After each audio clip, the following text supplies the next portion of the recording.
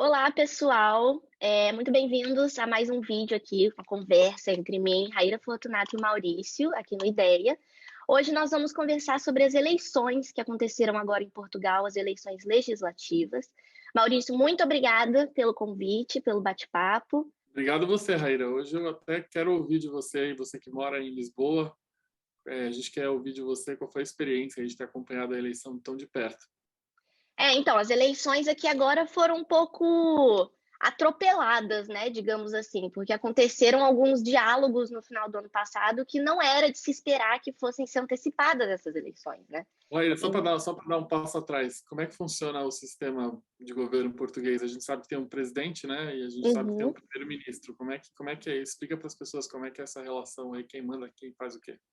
Então, para introduzir para vocês de maneira muito breve, o sistema político aqui em Portugal ele é semipresidencialista e parlamentarista. Então, o que isso significa? Nós temos duas figuras de representação política aqui que são muito importantes, que é a figura do presidente da República, que atualmente é o Marcelo Rebelo, e a figura do primeiro-ministro, que foi decidido agora nessas últimas eleições, que atualmente é o António Costa.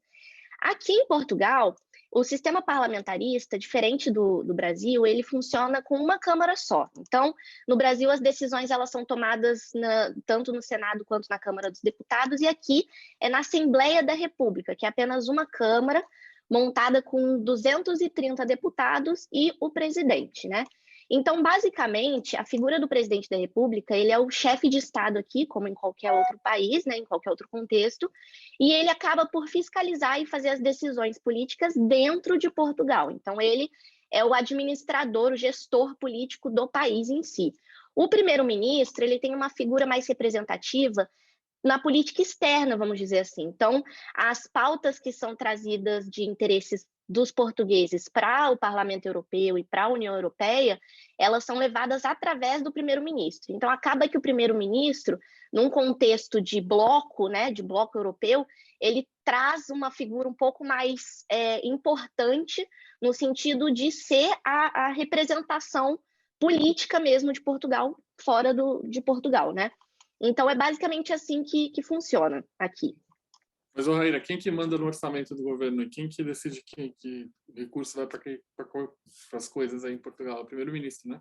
É o primeiro-ministro. O primeiro-ministro ele manda, mas quem dá a cartada final é o presidente da República. Só que é importante dizer também que todas essas pautas orçamentárias e pautas de políticas públicas, elas não são só definidas pelo primeiro-ministro e pelo presidente. Tem toda a bancada dos deputados que, por votação entre eles, acabam decidindo e pesando essas E foi, agendas. e foi nessa votação orçamentária que a gente acabou tendo essa eleição, né, Raíra? Me explica o que aconteceu. Exatamente. Em novembro, eles tiveram uma reunião, né, para definir a pauta orçamentária de 2022, só que acabou que o diálogo não foi muito bem esclarecedor. O que aconteceu?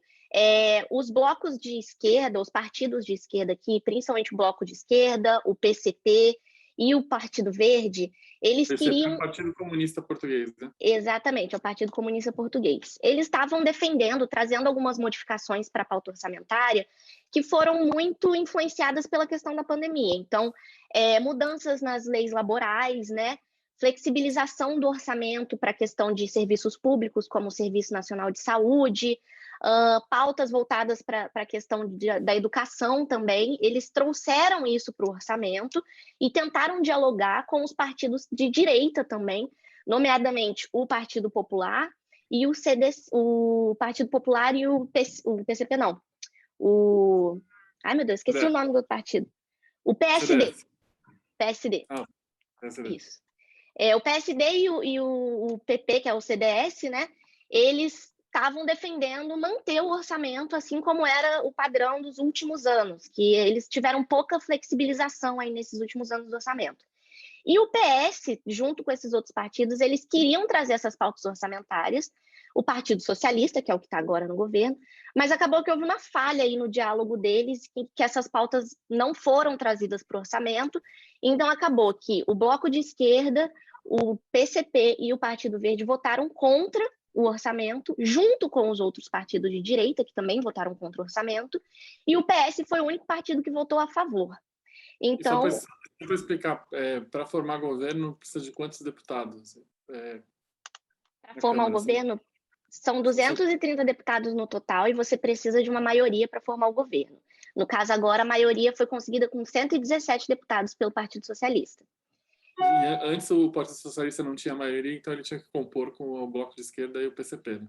Exatamente, ele tinha que fazer uma coligação com esses partidos para conseguir essa força, porque esses partidos menores de esquerda, por mais que eles não tenham força sozinhos, eles, através da coligação, conseguiram defender muitas pautas, né, que foram trazidas principalmente depois da Troika, que é a famosa geringonça, que a gente chama, que eu já posso explicar para vocês. Mas, basicamente, o que aconteceu foi uma falta de diálogo e de negociação dessas pautas novas que os partidos de esquerda estavam querendo implementar no orçamento e que não foram bem desenvolvidas. Então, o presidente da República, como eu disse antes, é quem dá a cartada final, né? Ele decidiu chumbar o orçamento, ou seja, cancelar basicamente o orçamento e antecipar as eleições para poder decidir novamente qual que seria a dinâmica dos partidos aqui em Portugal. Porque o Partido Socialista ele já está há 6 anos no governo, mas a gente percebe que ele vem se enfraquecendo um pouco ao longo dos anos, justamente por essa falta de negociação em algumas pautas, principalmente na questão econômica. E só para falar, só para o último ponto antes de entrar nessa eleição em si, como é que se vota em Portugal? Você vota no partido, vota na pessoa, só para as pessoas entenderem. Então, aqui em Portugal, você vota no partido, né? Então, você vota, tem os representantes, os deputados dentro do partido, e é proporcional. Então, quanto mais deputados tem representantes... A famosa lista fechada, né? Lista fechada, exatamente. Então, quanto mais votos aquele partido tem, mais peso, basicamente, ele tem para escolher os deputados que vão representar dentro do parlamento. Então, por exemplo, o Partido Socialista é o que mais conseguiu votos e ele conseguiu colocar mais figuras lá dentro, que foram um total de 117, né? E falando dessa eleição, o que você aí em Portugal, como é que foi a campanha? Qual foi o principal tema que os eleitores estavam querendo se informar nos candidatos? O que apareceu nos debates? Me conta um pouco da campanha em si e o que os eleitores portugueses aí buscaram e estavam buscando quando foram às urnas. Então, a principal questão que se debate aqui em Portugal há muito tempo, mesmo antes da pandemia, é a questão do emprego, né? Questão de emprego e de valores melhores para o salário mínimo e também a questão dos serviços públicos. Então, a principal pauta que foi trazida agora, juntou também com a questão pandêmica e o desemprego aumentou e o preço das coisas aumentaram, assim como nos outros países, a principal pauta da população em si, as reivindicações da população em si, foi em busca de melhor auxílio do próprio governo, do aparato estatal. Porque, por mais que Portugal seja um país socialista e que a maior parte do serviço aqui é público, né, não é privado, existem algumas fragilidades, principalmente no serviço de saúde, na questão das pautas laborais, que acabaram descontentando a população.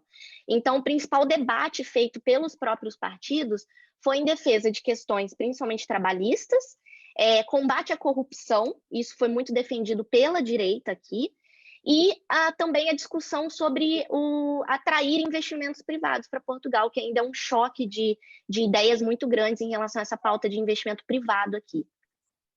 Isso foi uma pauta bem, bem forte que eles dialogaram aqui, principalmente os partidos de direita, né? Eles trouxeram muito essa pauta um pouco mais liberal, e os partidos de esquerda focaram muito na questão de políticas sociais e políticas para melhorar a questão do desemprego.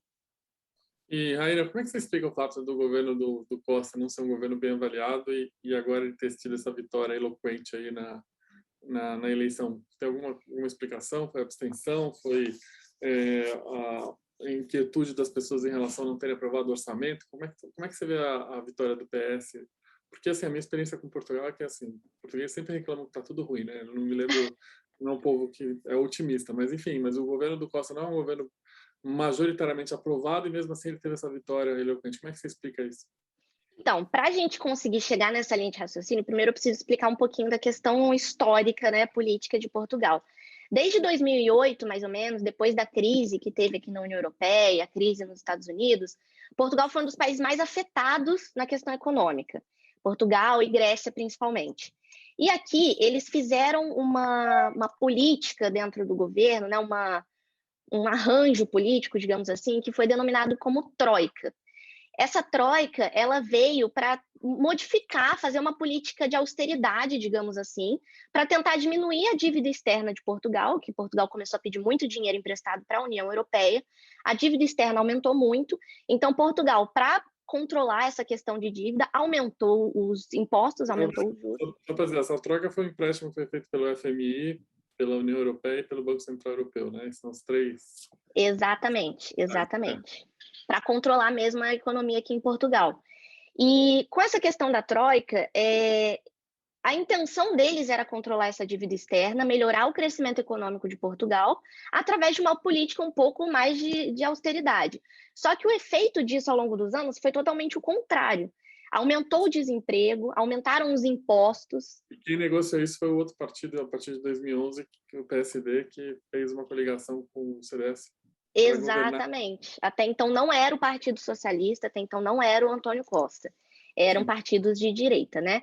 E essas políticas de austeridade, elas acabaram prejudicando ainda mais a situação econômica de Portugal, aumentou o desemprego, não aumentaram o salário mínimo, então isso causou uma rejeição muito grande da própria população, o que fez com que os partidos de esquerda, e principalmente o Partido Socialista, o PS, conseguissem ganhar um pouco mais de voz.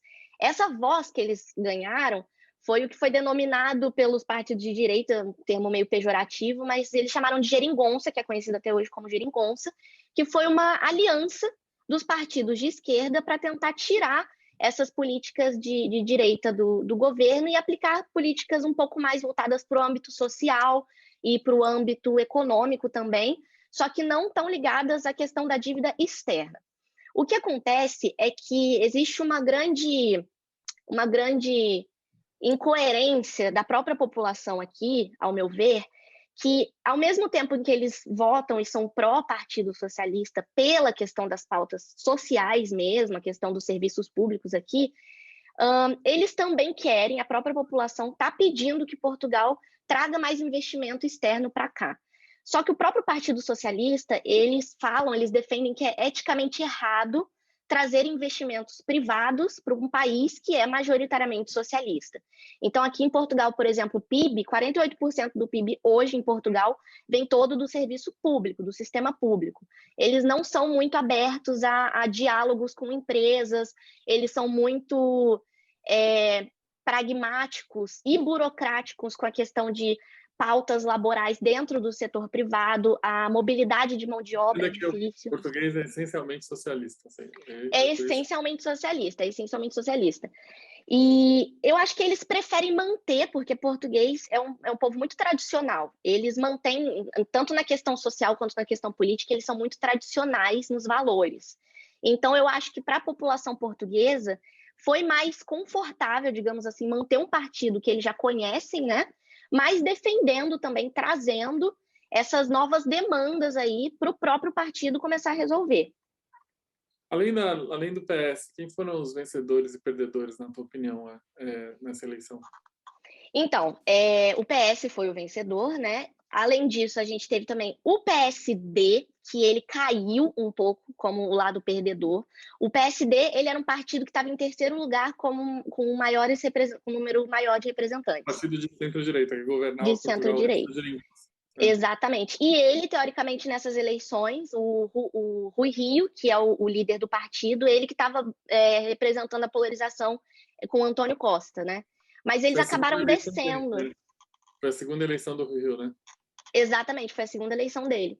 Mas eles acabaram descendo um pouco nesse ranking de representação dentro do parlamento, porque eles não se alinharam a outros partidos de direita, como, por exemplo, o Chega, que é de extrema-direita, e eles acabaram meio que ficando à mercê, ficaram à deriva ali. Raíra, o que você pode falar desse partido Chega? Ele cresceu, né? Ele vai ter mais deputados aí na Assembleia. O que é o Chega? É para se preocupar que eles vão continuar crescendo? Como é que compara o Chega com outros partidos europeus? Me conta um pouco. Bom, então, o Chega, ele é um partido aqui de ultradireita, né? O líder do partido é o André Ventura. Inclusive, o André Ventura é um representante político aqui que tem ganhado muita voz dentro da comunidade conservadora de Portugal. E ele está envolvido em algumas polêmicas que são muito defendidas pelo próprio partido dele, como pautas meio xenofóbicas, algumas pessoas de dentro do partido já foram ligados a organizações neonazistas aqui na Europa, então é um partido muito polêmico e muito complexo de se entender. Mas ele acabou ganhando visibilidade, digamos assim, porque o André Ventura ele tem uma postura política muito parecida com outros políticos que a gente já viu ganhando destaque da direita, como, por exemplo, Donald Trump e Bolsonaro. Ele tem uma personalidade muito parecida com esses políticos, no sentido de ele aparece muito e ele defende pautas e ele fala sobre coisas que as pessoas querem ouvir, sabe? Não necessariamente são as coisas mais éticas possíveis, mas são coisas que as pessoas querem ouvir. Então, ele acabou ganhando muita visibilidade. Esse ano foi o primeiro ano que eles entraram mesmo nas eleições autárquicas. Antes, o Chega não tinha participado de nenhuma eleição autárquica.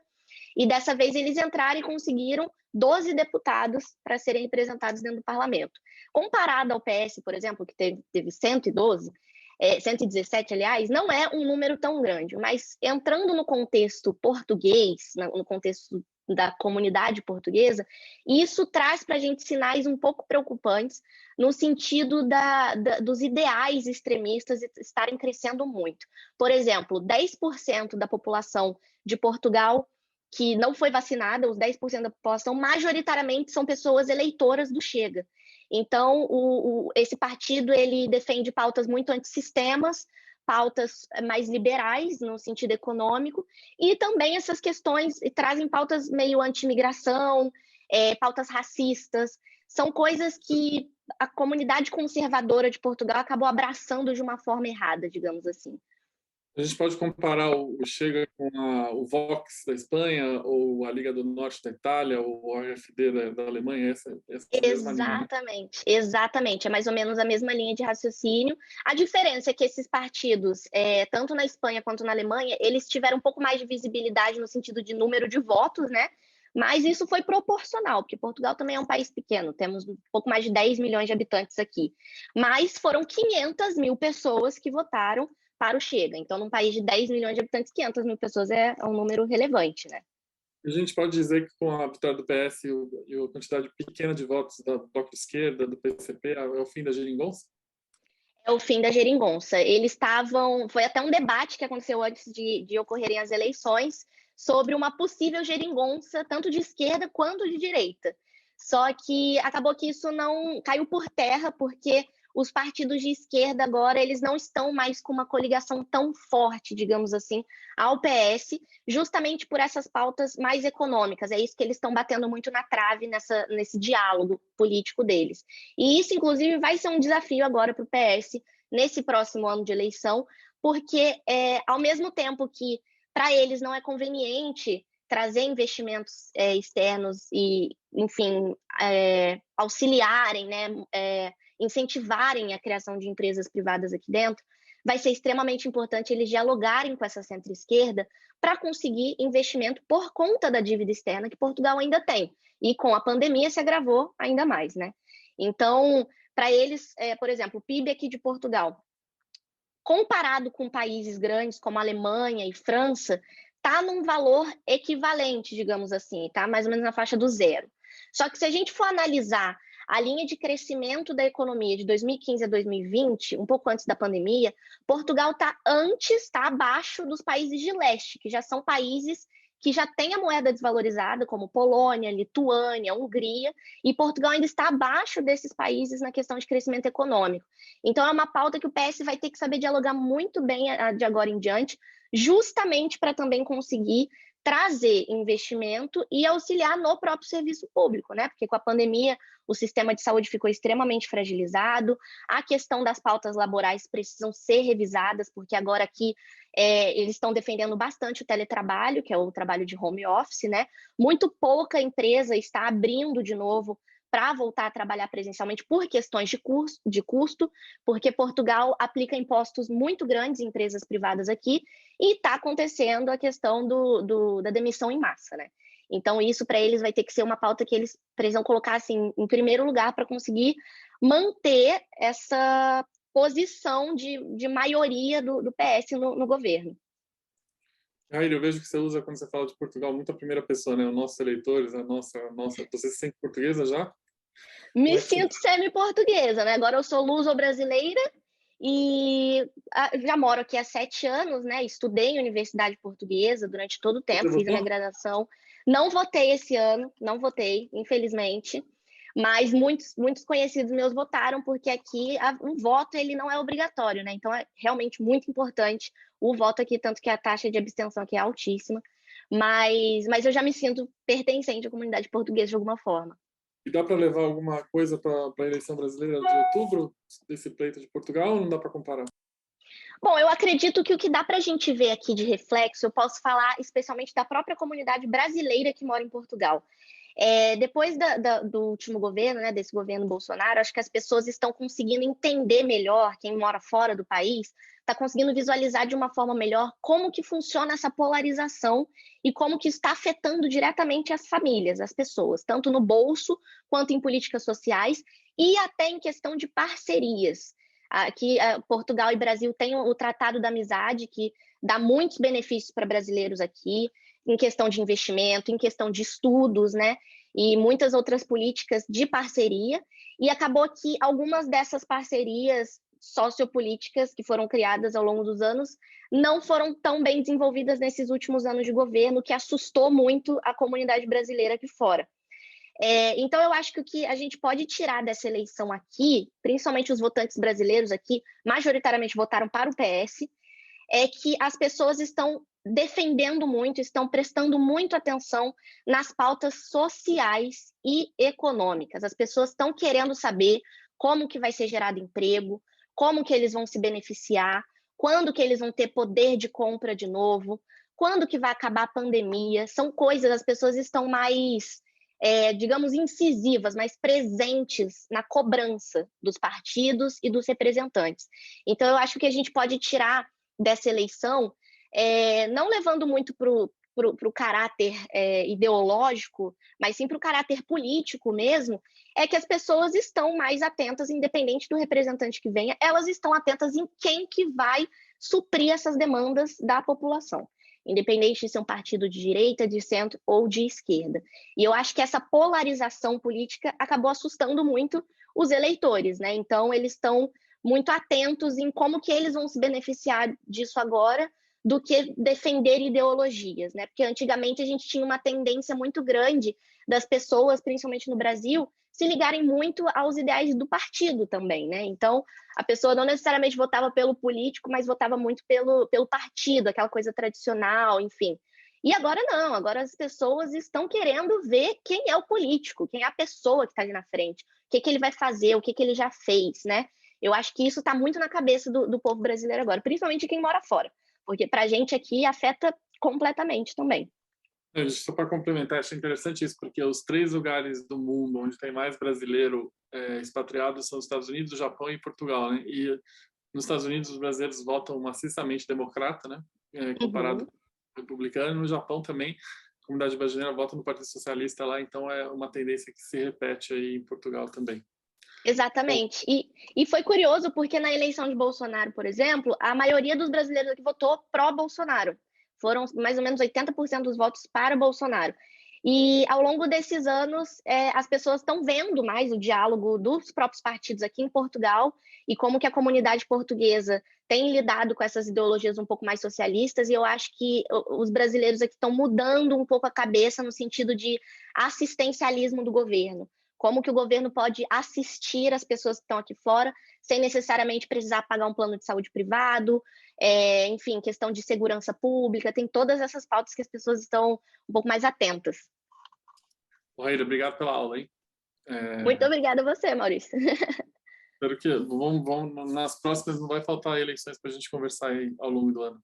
Sim, não, vai ter muita coisa acontecendo, esse tabuleiro político aí, a gente tem eleição agora na França também, e isso vai mudar bastante a dinâmica aqui na União Europeia, né? Sim, sim, a eleição na França, que o presidente Emmanuel Macron lidera as pesquisas, né? Continua liderando, mas ainda existe uma possibilidade enorme de ter segundo turno lá, então vai ser uma eleição bastante complexa na França. Com certeza, vamos ficar atentos e a gente conversa sobre isso em breve. Obrigado, Raíra. Muito obrigada, Maurício. Muito obrigada, pessoal, que assistiu a gente. Acompanhe a gente nas redes sociais também, para vocês poderem ficar atentos nesses nossos conteúdos, nessas nossas conversas, e também para vocês se interarem nas nossas pesquisas. Muito obrigada e até a próxima.